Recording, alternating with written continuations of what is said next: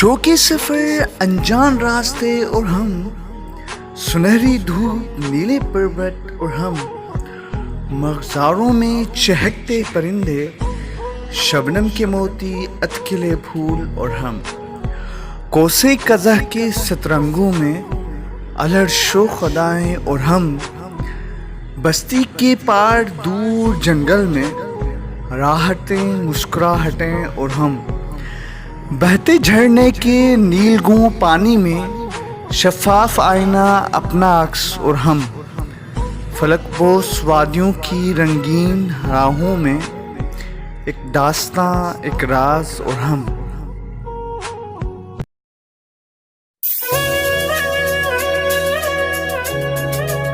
मज़ीद वीडियो देखने के लिए हमारा चैनल सब्सक्राइब करें और घंटे के निशान को दबाएं ताकि आपको हमारी तमाम वीडियो बर वक्त मिल सकें। बहुत शुक्रिया।